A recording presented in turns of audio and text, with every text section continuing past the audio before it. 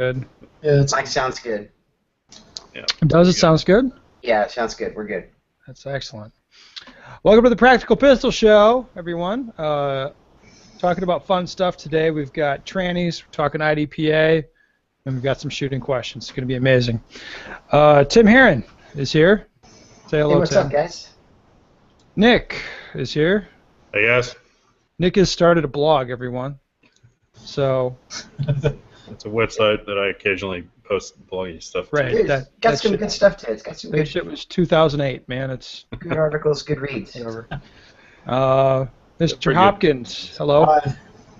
You are too picky about my hotel choices in Europe, you fucker.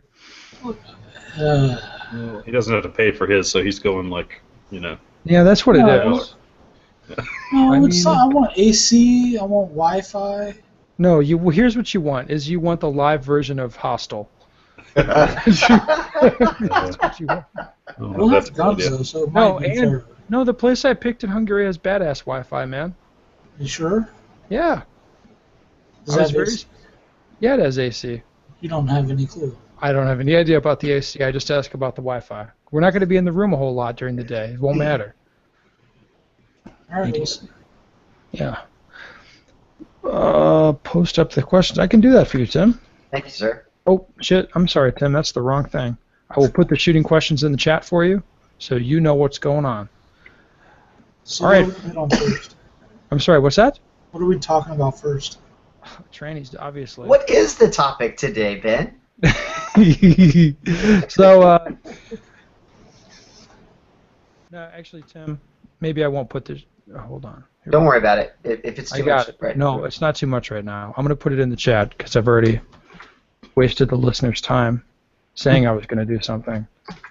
There it is. Boom. All right. All right, there we go. So,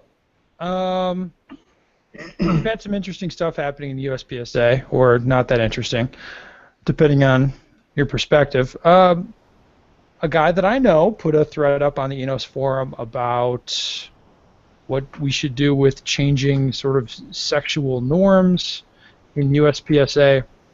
What should we do about transgender athletes?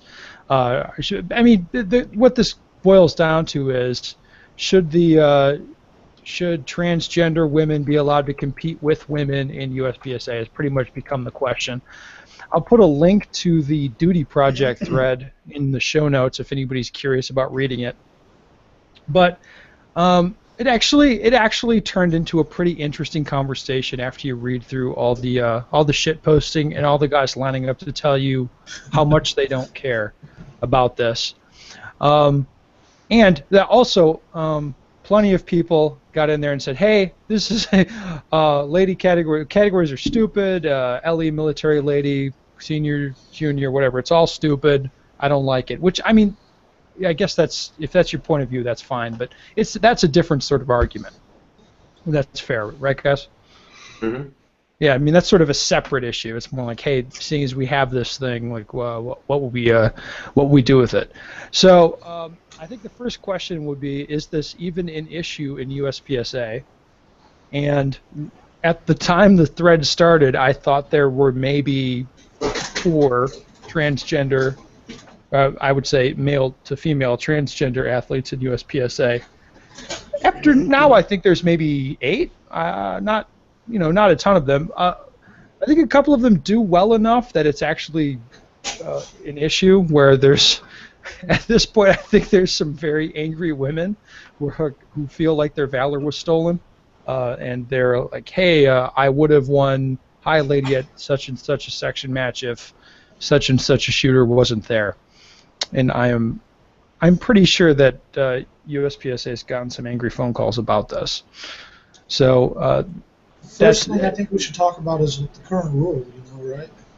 Yeah, so what's come out is the current rule we have is whatever your government issued ID says on it is, I mean, so if your government issued ID says lady, you're eligible to compete as a lady. I have never seen anyone get carded or anything like that. Have you, Hopkins? I have never seen it. Have you heard about it? I've heard about it happening, yeah. I mean, the story I heard about the genesis of that rule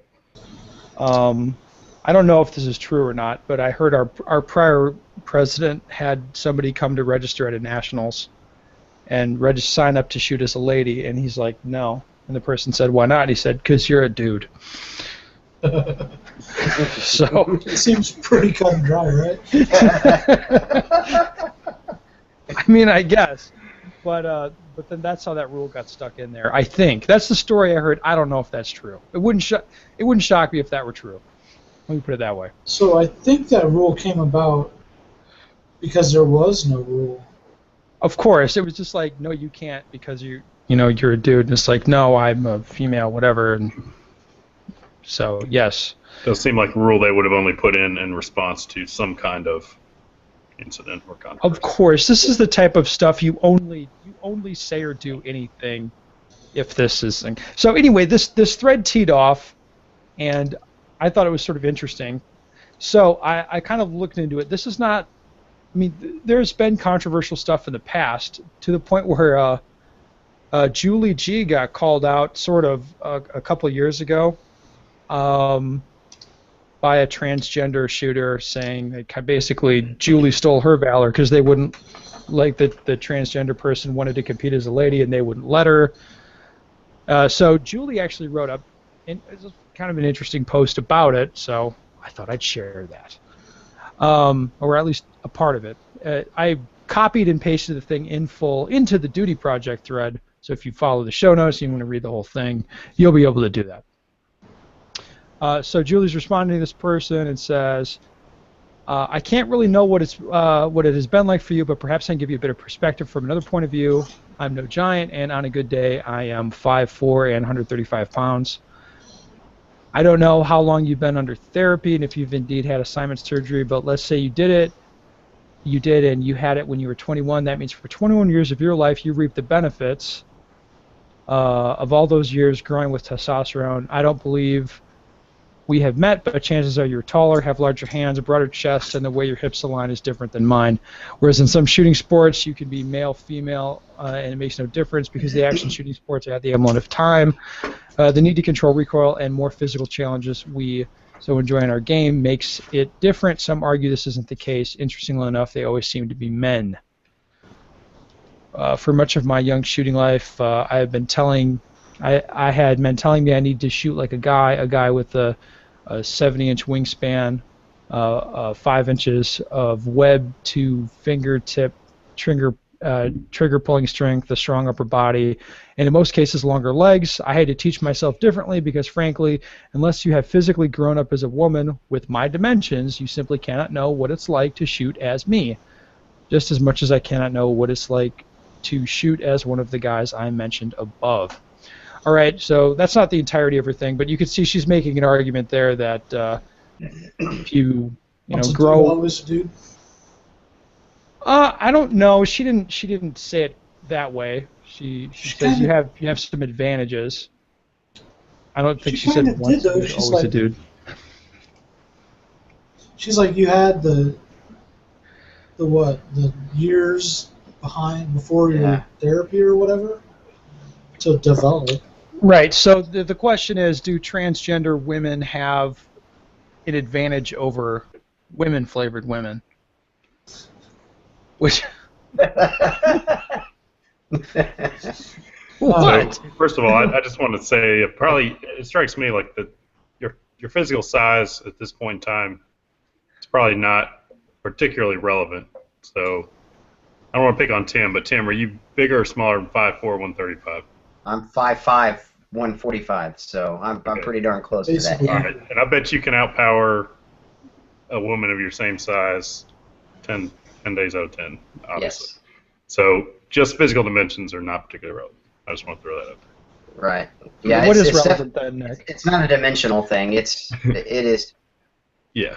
I don't know. I mean, I think you're probably gonna need a doctor to explain whether somebody who's fully committed to the therapy and stuff has potentially still an advantage over a born woman or not. Well, I can tell you what the Olympics has done with this, or the IOC. Their recommendation is so you get 2 years of testosterone suppression therapy or whatever. So you get 2 years of that, and you are good to go to compete as a lady. Your bone density decreases, muscle mass decreases. I mean, that is kind of what happens to people who get that therapy done. So are we asking, should USPSA change to that? Should they leave it alone, or do something even more different?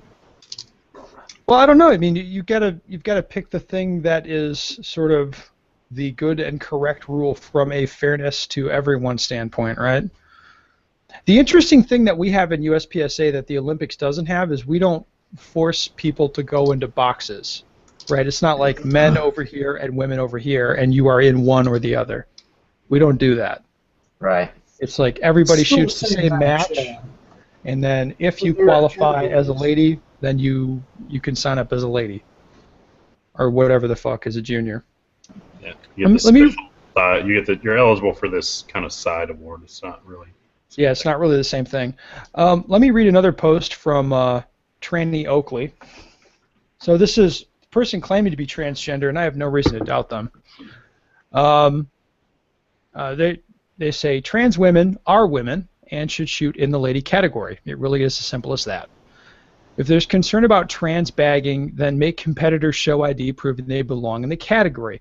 No one should have a problem with that so long as it's done across the board and not just done because some high lady has too strong a jawline for the MD's tastes. Shoot in mill and forget your ID. Sorry, no trophy for you. Can't prove you're old as dirt. Next. As far as doing away with categories, I don't really care. I don't really get what people's problems with them are. We can debate the benefits till the cows come home. But it's hard to say that they take anything away from the sport. No one loses anything.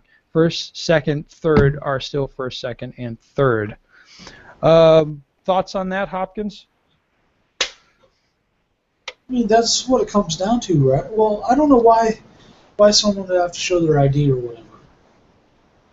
Well, okay, so No, like, to be honest, this Okay. post, this is, I mean, I'm all about do what the fuck you want to do. If you want to be transgender, shoot USPSA, that's all fine with me. But when it's like trans women are women and should shoot in the lady category, it's kind of like, well, I mean, that's the question, right? It's not really self-evident to me that that's the case.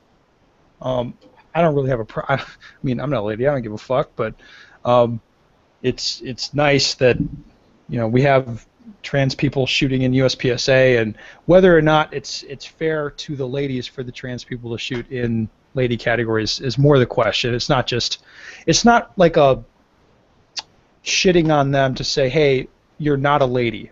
I mean, you don't want to say that because that's not really the point of any of it. It's just to make sure it's fair.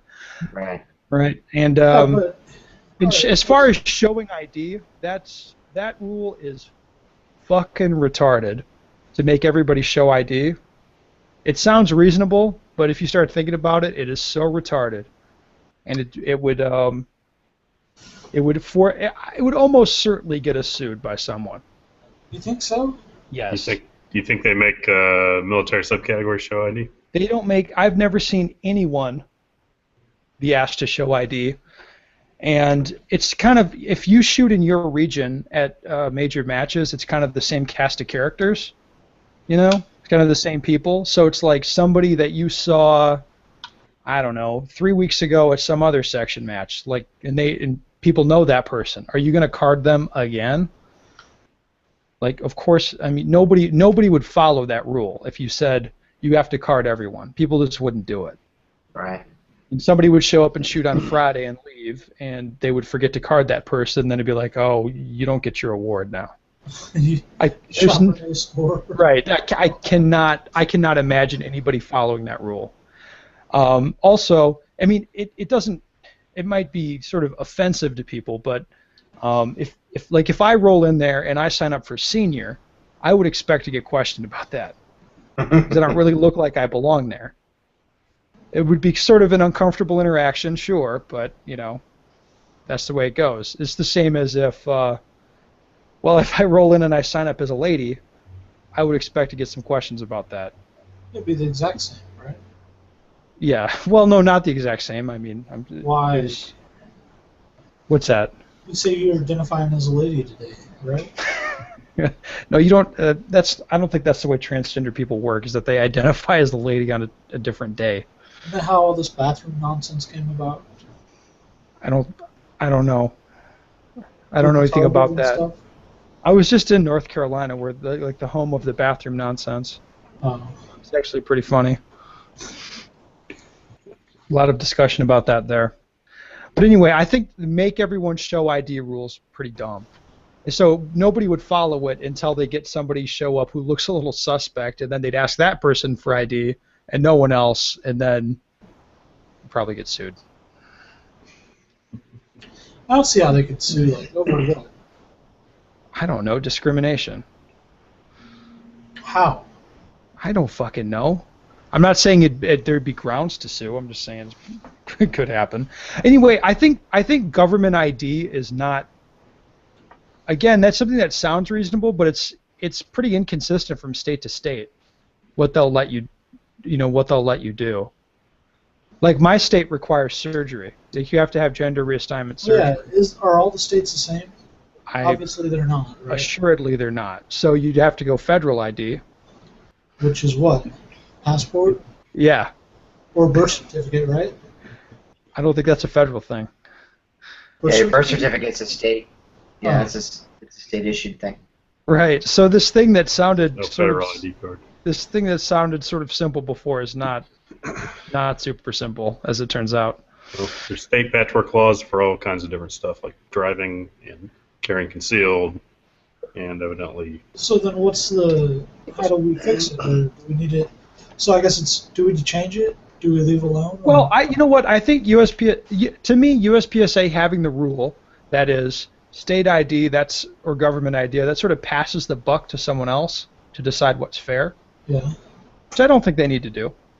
I think they can come up with a scheme like the Olympics, if that's right. I mean, as near as I can tell, it looks like a couple of years of hormone therapy, and it really makes dramatic changes in your body, right? Yeah. So that sounds fine. So if they put that standard in place, I don't even think you need to like make it an issue where you're like calling out people at every match. Where it's kind of like, hey, if there's like this, if you're transgender, want to shoot as a lady, just hit up the president privately. Yeah. Send him a note from the doctor about your hormone situation, and he'll just send you a letter back saying you're good to go to shoot as a lady. And then if anybody fucks with you about it, then you just show them the letter. And for the very few people that affects, I think that would be fine. I personally like that solution. No reaction on this. Yeah, no, that's. Well, I mean, what else would you do? I mean, the only other thing to do would be just to like, sorry, we're not going to have a lady category at all. That's not going to happen. Right, and that's. What a lot of these fucksticks want to do is like go government ID and then card everyone for everything. Yeah. Which is stupid and won't happen. Nope. It's just not going to happen.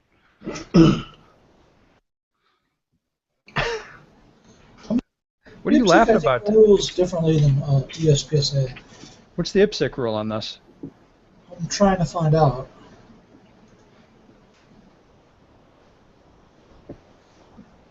Okay. Iantola, you have any thoughts on this? No, I mean, I think that sounds good. If I don't know what, and obviously politics plays a role in a lot of people's opinion on this, I'm sure, but if the Olympics has a standard, that seems like a reasonable place to start.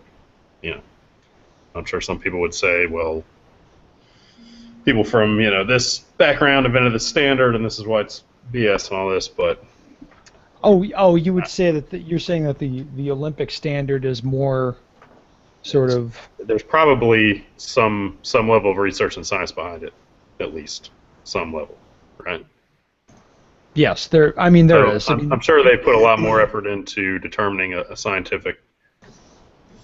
reasonable scientific basis for their policy than USPSA ever will. So chances are, if you want to start with something reasonable, that's probably the best place to start. USPSA is more worried about getting the organization sued by somebody than they are about having something that's scientifically backed. Yeah, the idea here is maintain competitive equity, obviously. Yeah, for the ladies. I mean, for me, I just think this is all funny. Like, right. I like this. Yeah. This is great. Since since none of us get to have a special category, Well, no, all of us. Like, I think most of the gap between men and women in our sport comes down to training. Like how hard people are working at it, rather than body chemistry. Right. So to me, having transgender people come in and take the ladies' lunch money, I think is fucking hilarious. I'd like to see more of it. For non-professionals, I would say yes, that's true, personally. But I still think guys have a physical advantage that's right. Of course. Difficult to overcome. Well, no, it's not difficult. It's impossible to overcome. Yeah. But we just, like most of the people in the sport, it's like they don't practice everything. Your microphone's starting getting jacked up again. God damn it. Hold on.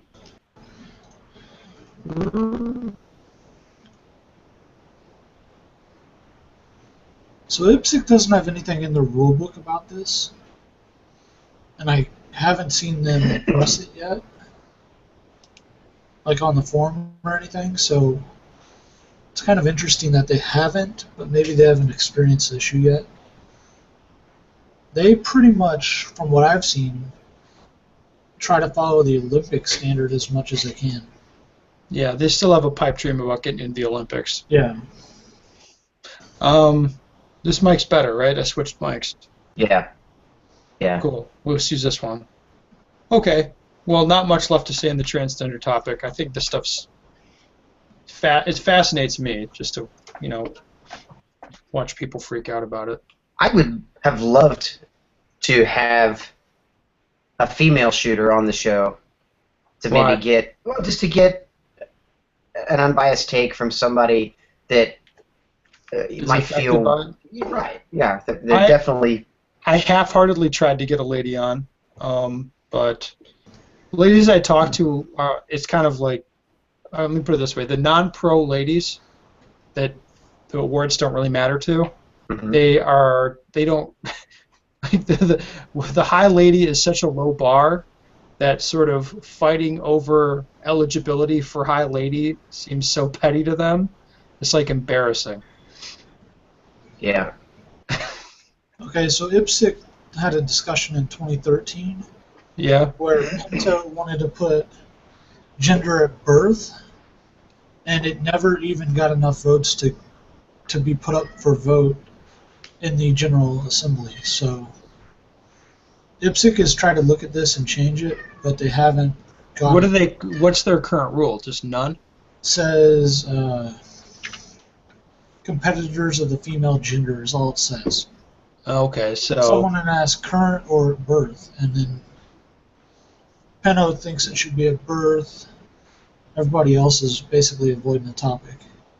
Yeah, this kind of stuff is toxic. This is stuff that makes people very uncomfortable to talk about. It's pretty,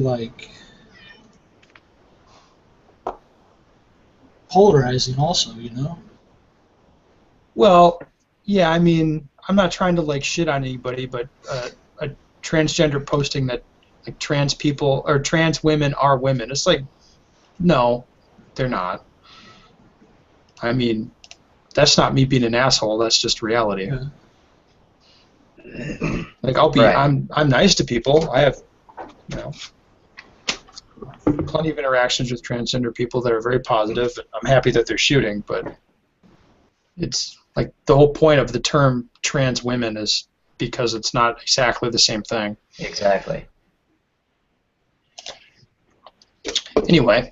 I guess what would be the question that somebody could ask, can you give birth? And if no, well then sorry. Well, okay, hold on. Now, some women can't give birth anyway. Senior ladies. See, it gets complicated, Tim. Yeah. I try to simplify it. Yeah. All right. Let's move on to the next thing. I've got a got to read this because I thought it was fucking hilarious.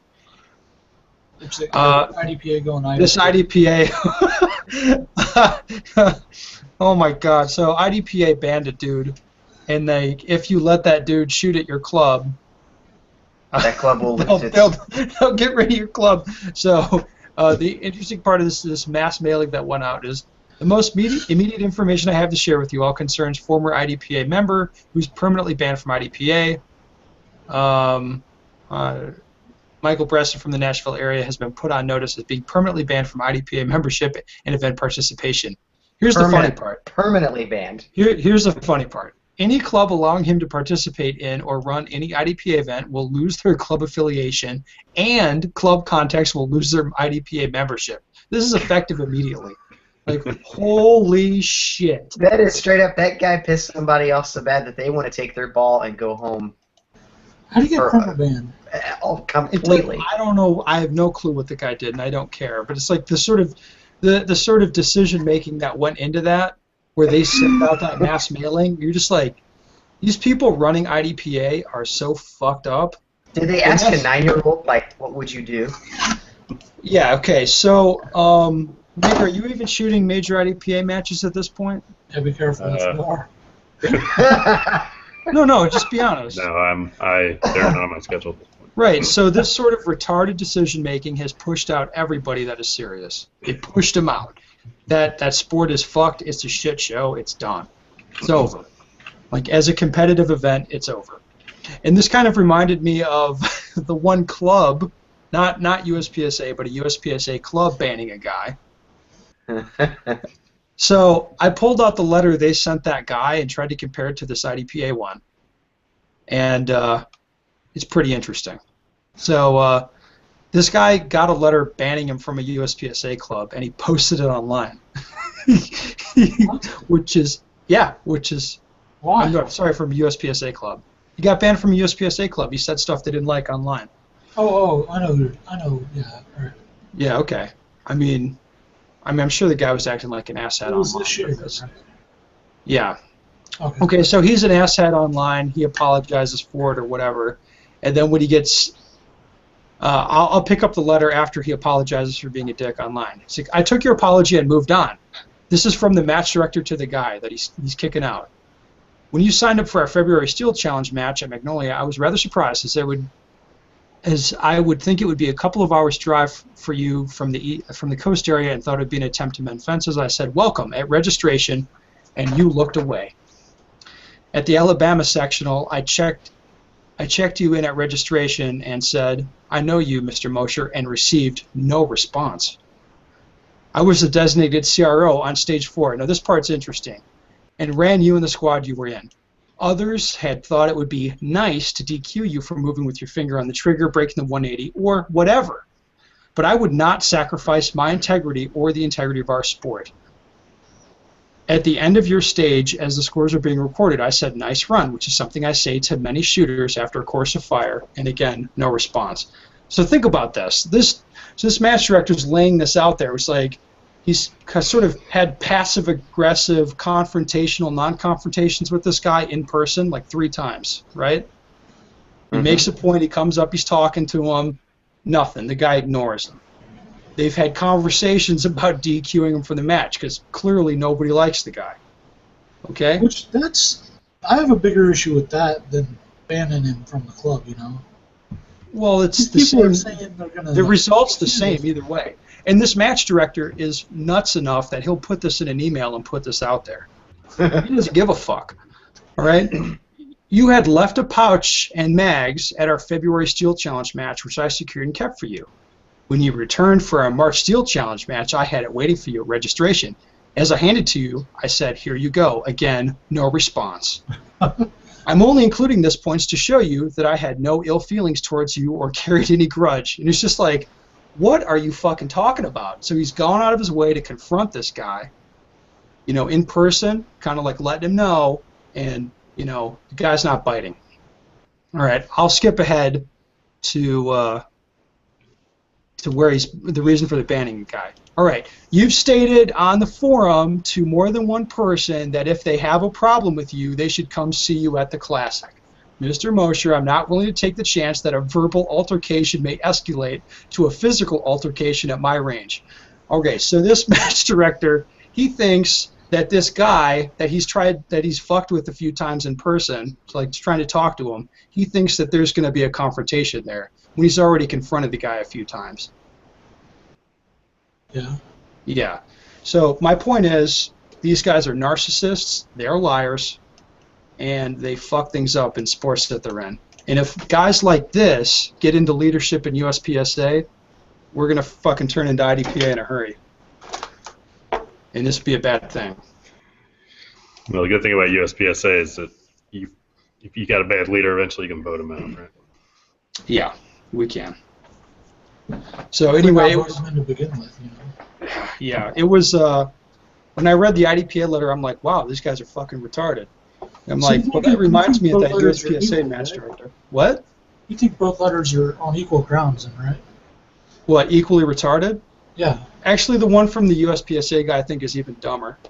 It's like the like the IDPA letter is like immature and childish, and you're just like, what? Like, you're gonna ban the club contact if he shoots at the club? What are you talking about? That's insane. I mean, that's totally insane. Who does that?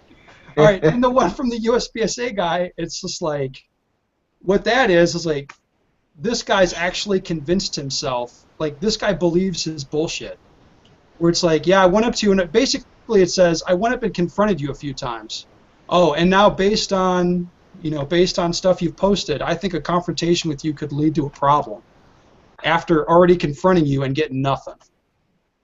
I mean, it's crazy. Yeah.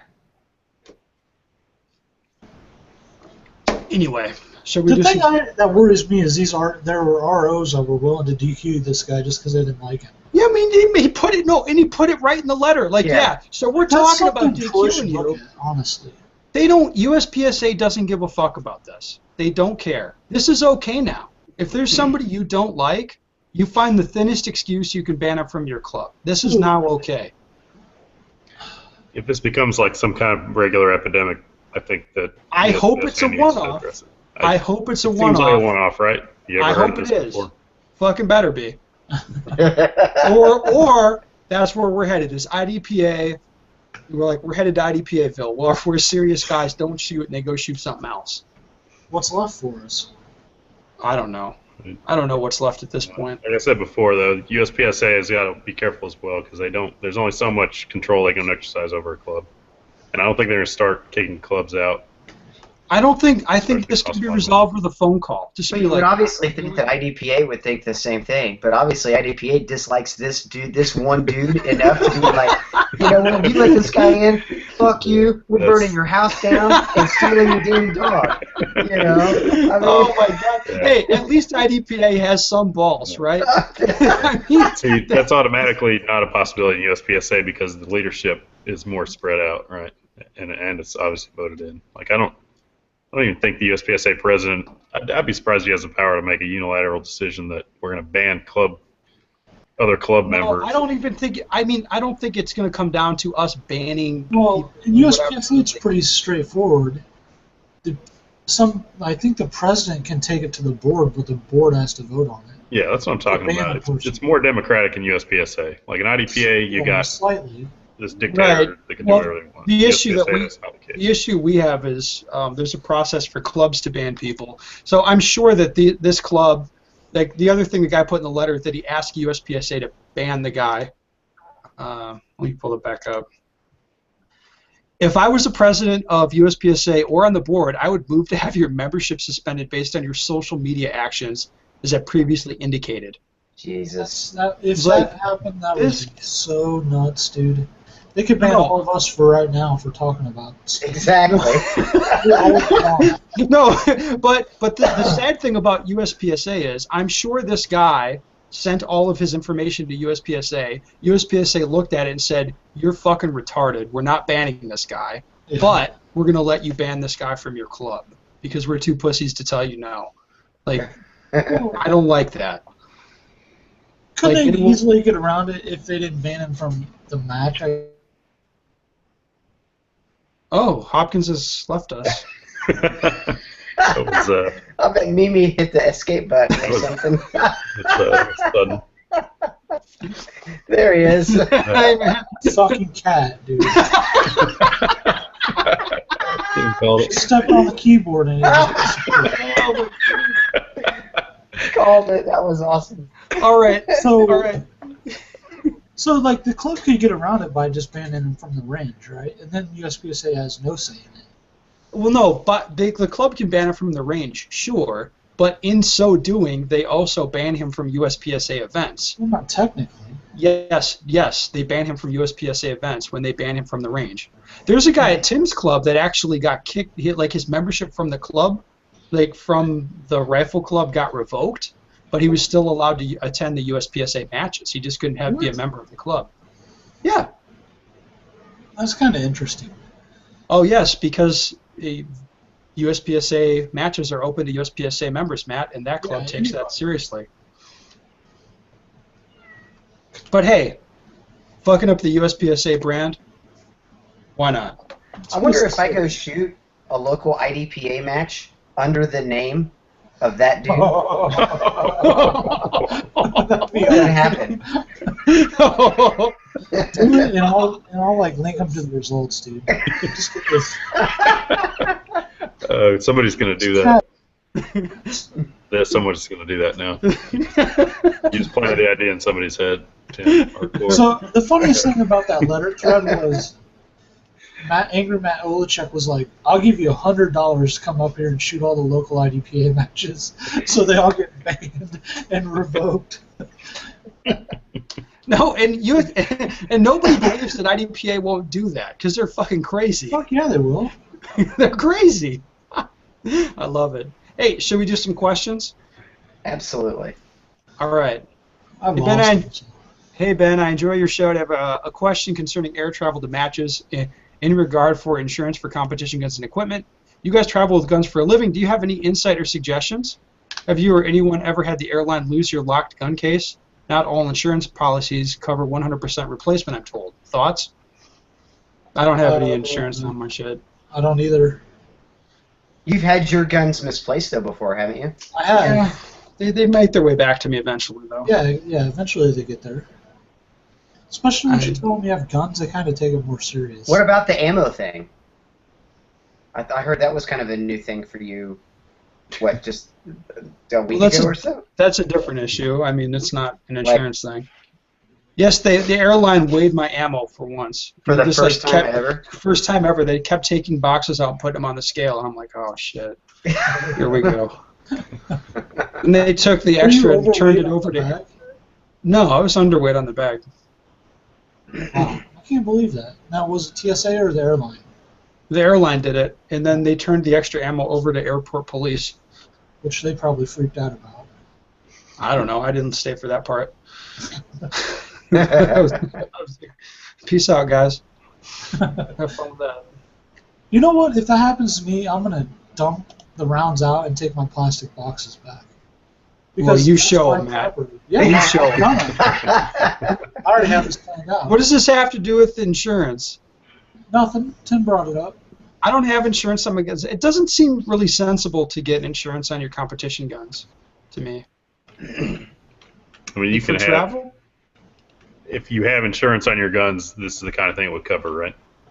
Yeah. Not travel specific, but don't most of the gun insurance people have? They're pretty much insured against whatever. Almost anything that could happen, right? Just a story on that. Some dude put a 300 blackout through his 223 gun and blew it up. Is that his bad? insurance covered the replacement of the gun. What? Yes. Wow. Can you believe that? I don't know. I mean, did he tell him that part? Yeah, he told him that part. Or was it like, yeah, I was shooting my gun, I don't know what happened? I don't know about that, but the result was probably the same. That's got to hurt, first of all. Like, that's a big explosion right there. Yeah, it was pretty impressive. I've seen a guy try to do that, but thankfully it didn't chamber. But I think it's on the way all around anyway. I'll tell you one story I had with air travel and my guns. So coming back from nationals in 2014, Utah? Yes, Utah. The guy I was traveling with and myself got screwed up on the flights on the way back, and one of us, me, got super lucky to get like a bunch of like layovers in a row, or like standbys in a row, that got me connected and back on time. But they took all of our stuff. Okay, so Check bags, right? all of our check bags, which had all of our guns and a bunch of other stuff. We're talking, multiple thousands of dollars worth of stuff in these bags, and they're just circling the conveyor belt, mine and his, when I get all the way back to Greenville. And so they did not make any effort to intercept our bags and not put them out on the turning thing. I think that's kind of common, though, isn't it? Your bags usually always make it if you don't. I don't know. I've had amazingly good luck with airlines in the course of my lifetime. I've actually flown all over the place and never had any significant problems. I mostly traveled for work for a while, but they took our stuff and they just threw it out there. Anybody could have walked off with it, and it was a lot of money that was in those bags. So we had other stuff in the bags too. It was a lot. So what I would do if I missed a flight for some reason or something like that, I would consider calling ahead to the destination airport and seeing if there's anything they could do about having somebody go out there and grab my bag. I would do that if it happened again to me. When I've had that happen to me, Nick, they grab my bag and put it off to the side. The airline takes my bag and secures it. Okay. Maybe they would have done that quickly, but But I fly Delta. They do that with, if it sits out there for a half hour, they're going to take it and secure it. Okay. Well, that's what I would try to avoid. I wouldn't want it sitting out there for half an hour if I could avoid it. But there may not be a way to avoid it. I don't know. One time I got separated from my guns. I made a flight out of Paris that my bag didn't make. So I flew back, and my guns showed up like 2 days later to my house, which was pretty interesting. I bet that was weird for them. It was weird for me because I went through customs without any of my bags. Oh yeah, that's too. Yeah. It was weird. It was like they cleared customs without you. I guess. So are you traveling with bags? Nope, just me. Yeah, no, I had a carry-on bag, I was They're like, well, special inspection. yeah, I went to Europe with just this bag. It was fine. Special inspection. The kind of thing gets you on a terror watch list. Yeah. Yeah. One-way ticket to New York. All right, next question, guys. I think this one was for me. Why do you dislike time plus scoring so much? I don't know that it's I dislike time plus scoring. It's just that I appreciate the majesty and glory of hit factor scoring. It's just better. But it's not easier to figure out. It takes longer to learn. I don't fucking care. It's better. It's better. Nick, tell them why it's better. To me, the main difference, why you might say hit factor is better, is that you can kind of arbitrarily weigh how much each stage counts in the match. That's kind of the main difference, I guess I would see. Yeah, you can. Yeah, you weight the stages appropriately to. So time plus, and like the IDPA model in particular, like they have a formula for if your gun craps out in the middle of a stage, they got a formula. They score it as is, and then they do like 3 times the number of shots, so like 3 seconds per shot or something like that. And whichever comes out more in your favor is the one that you get, or something like that. I can't remember, but it's once you understand hit factor scoring, it's a little bit cleaner than it looks. I don't know. I'm not sure how to explain it. It's harder to figure out from the start, but it's not. It's more versatile in what you can do, I guess, and how you can score the match. You can assign different weights to different stages. Yes, which I like. And I think when I talked about this, I was referencing some rifle matches that guys were trying to talk me into competing in. I think I shot one of them, and it just was not that interesting. So, like, maybe 10 years ago, this is a long time ago, guys, what they were doing at my USPSA club was we'd shoot the USPSA match, and then they'd lay down all the steel, and then Maybe they'd move a couple targets. They'd come up with new start positions. Maybe, does this sound familiar, Hopkins? And then they'd shoot them with 223s. Nope. So they'd go through with rifles. But it was scored time plus, but the 3-gun format where it was like 2 anywhere or 1 A zone. So that was what they were doing, and then all the stages were weighted the same in terms of the points, which was really good. It wasn't just a total time event? They didn't do total time. They did it weighted by. They make every stage 100 points. Okay, well I think that's the better part of time plus. What's that? It's closer to hit factor that way. Yeah, but the problem is then you can't have short stages and long stages. Every stage, I think they tend to want to make them all the same. If you equalize them all out to 100 points, you can. What? If you equalize them all out to 100 points, the dude with the lowest time gets 100 points and a percentage down below that. I'm with you, but then what they do from stage design standpoint is they'll make all of the stages tend to be fairly high round count. They don't really do short stages then. Well, how would that even affect it though? Because you'd have a stage that you fire 10 shots on that would still be worth the same 100 points, and that pisses people off. Why? Because it really jacks up the scoring based on how you do on a really short stage. I guess if you that would piss me off on a USPSA stage, by the way. It kind of sucks it up because the time is higher, right? Yeah, exactly. Okay, I get it. You get it? Yeah. Yeah, so anyway, I think I was referencing those matches, which they got tired of doing after a year because it was dumb. 9mm carbines is why. What's that? No, dude, 223 is way more exciting. That was the guns that those guys had were like the really short, light carbon ARs. Those fucking things are so fun. PCC. I mean, no, just like the noise RCC. part of it. That made it fun. Like shooting a stage with that thing. Like I almost bought one right then, and then I thought about it, and I'm like, wait a second, like, what are we doing for scoring here? And I was like, oh my god, this is heinous. And it was like, that one right then. What's that? You'd have been waiting for months. There's no buying one of those right then. Yeah. I think in those days there kind of was. No. No? Maybe not. Since 1934. Anyway. All right. Are mind games purposely doing or saying something to another competitor to disrupt their mental focus a part of USPSA? Is it widespread in your experience? Is it a valid tactic or unethical? Maybe the interpersonal equivalent of gaming a stage. Has anyone on the panel ever had mind games played on them? Has anyone on the panel ever played mind games on someone else? Finally, how does one insulate themselves from the mind games perpetrated on them by others? I think this could be a good one. I think he's going to be disappointed. Yeah.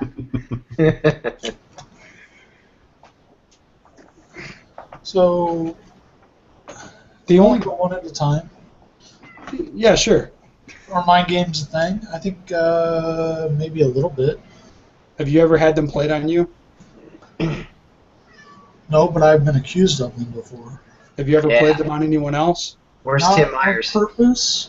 Okay, so no. All right, Nick, have you ever played mind games on anyone? No, not intentionally that I can think of. Like to try to do something intentionally with the express purpose of disrupting somebody else. Right. Have you ever had them played on you? Yeah, sure. Mm-hmm.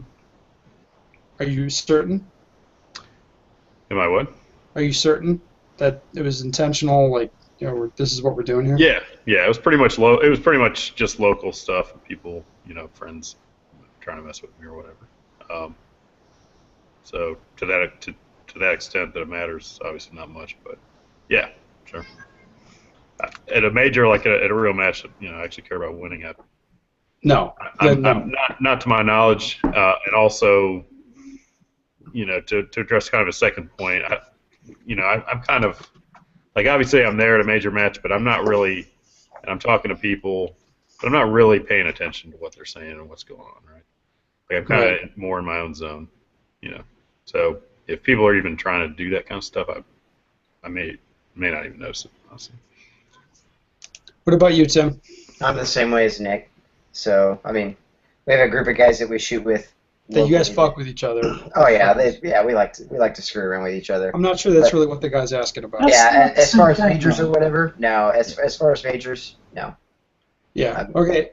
The only mind game I've ever played on anyone was on Hopkins when I mixed some goat semen into his toothpaste without telling him, just because I felt like it gave me an advantage in the match. Glad you haven't told me that. No, I've never played mind games on anyone. I've never had them played on me. In a real situation. Yeah. I do not think this is a thing. Not really. No, not really. It's had to have happened at some point. I'm sure it's happened. I don't think it's a big part of the game. So, sorry, that's going to be a letdown. Sorry, buddy. I could see how it could be a thing. I'd be surprised if it's never happened or nobody's ever tried. I mean, I'm sure that it has happened and it's a thing at some point. I'm just never really experienced it personally. What is he looking for? Like someone hiding a stage plan from everybody else on the squad? So here's Would that even qualify? Well, I don't think it would, honestly. I mean, there's several things you could do that I could think of several things you could do to try to, piss off your competition, like within the squad and stuff. Like I said, I wouldn't do it intentionally for that reason, but I'm sure it can be done. I'm sure it has been done. Okay. But I don't see it as a big problem or a big thing right now. Okay, let's move on. God, Mimi is blowing it up today, huh? She's calling nuts, dude. In the last podcast, you talked about doing 50% of your live fire training on one target. Can you and the guys talk about your current training schedule? And specifically, what are you working on and why? Also, what physical training do you incorporate in your schedule, i.e. footwork drills or agility? Holy shit.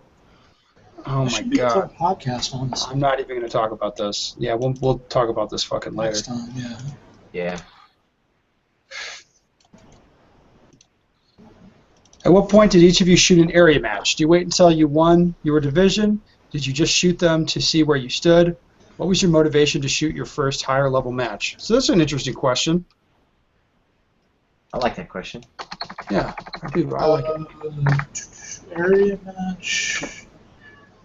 First year I started competing, honestly, And your motivation, I imagine, was to get better. to see how I would do compared to everybody else. So yeah, I guess. I wanted to see where I stood. Mine was my second year. I started shooting in 2010. I think I went to 2011 Area 3. It was my first area match. And it was just because everybody that I'd been shooting with, over the whole course of a year locally was like, oh my god, you got to shoot an area match. The stages are so much cooler than anything you'll see locally. And I don't know, just it was like one of those like, sweet, man, so much a larger amount of people that, that come, versus, 50 to 60 local guys at a local match, which is what I was used to going to an area match where you've got 250 to 300 shooters. It was, for me, it was like, yeah, I want to go do that. Did I have any ambition or thought that I was going to go in and take everything? No. Hey, Tim. But it was fun. I just tried to look up your Area 3 2011 result, and USPSA.org is down. Sorry. Just pay the bills. Oh, shit.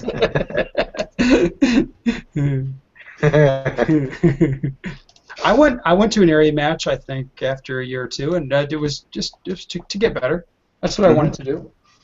I mean, it was like, hey, I want to go there, and I want to see what's going on, and I want to get better. It was to learn. Well, for me, I mean, I knew, coming from like the racing side of things, like I knew what a divisional or a national tour, like an SCCA, like what that consisted of. So, and I knew, like, ultimately when I got into shooting that, yeah, I want to compete, like, within that same level or realm as well.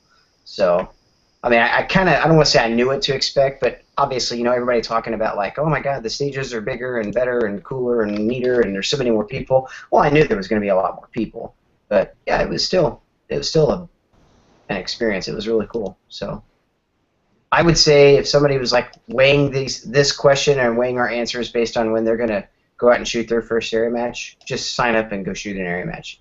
You won't be disappointed. It'll be fun. Yeah.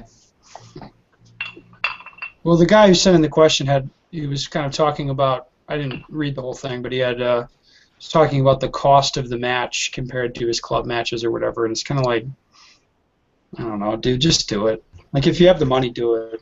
Yeah. You won't regret it. Definitely. Get your face smashed in a little bit, it'll be good for you. I'm surprised that somebody listening to this is honestly asking this question is concerned about the cost, but that was my first one.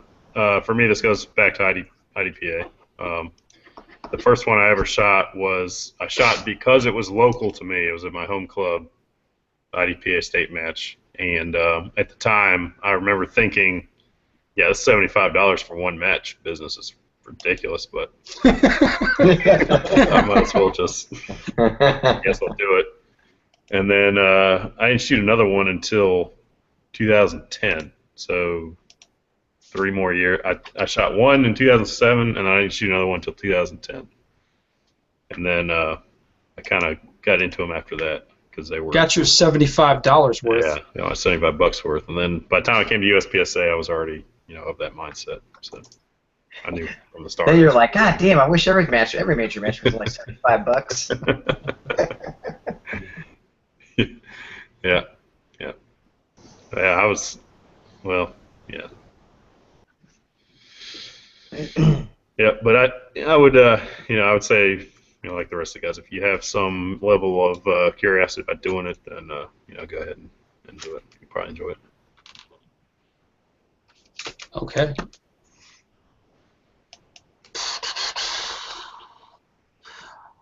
When doing stage planning visualization, what do each of you see? Is it first person / video game type of view? Depends on the video game, homie. But anyway, where do you visualize what you actually see? Arms out and gun? I don't know what that last part meant, but so what do you see when you're visualizing stuff, Hopkins? I usually only see the sights and targets. That's it. Well, He's watching cat videos. no, I'm paying attention. That's it. I think his last comment was like, are you seeing like a first-person view of what you actually would see when you're shooting? And I'd say no, I don't. I just see the sights and the targets. And the sights moving to the next target. The sights get to it. That's what I see. Okay. Did I miss the question altogether? No, I just want you to be happy.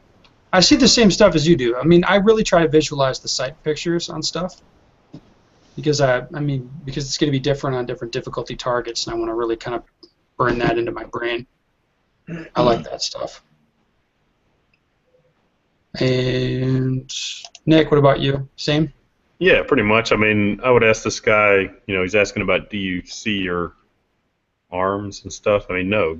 You don't see that stuff when you're shooting, right? I mean, it may be physically possible for you to see it, but you're not thinking about it at all. You're not paying any kind of attention to it. I mean, what are you seeing when you're shooting? You're seeing sight pictures and targets. So that's what I'm visualizing. I mean, I'm probably honestly only thinking about a specific sight picture on like kind of harder shots where I think I'm having to make a decision like, do I want to aim at the AC line or into the A zone or whatever, if it's like a kind of no shoot there or something like that. So I'm visualizing exactly what I want to do there. Other than that, I'm kind of mostly just, to be honest with you, just thinking about like what order I'm shooting open targets. Obviously, a big part of my visualization is thinking about when the reloads are. So I want to do those automatically, where I want to do them in the stage and not obviously any other way.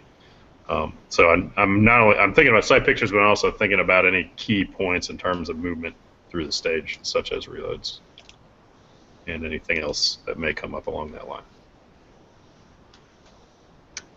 If there's a position I want to set up in a certain way, like if you got one position where you really got to get to a certain exact point and lean a certain way to avoid from taking extra steps, that's also in my visualizations. Okay. Fair enough. I think we've got one more question that we're going to do. Well, I think to add to that, Nick is saying stage markers and stuff. Yep. Yeah. And you practice looking at all the stuff you're going to look at, right? yeah, and then I make sure and look the mags in on the visualization. Helps. I've noticed a lot on that. Yeah. Okay. Just started listening to your podcast from the beginning, so if you've covered this already, I'll get there.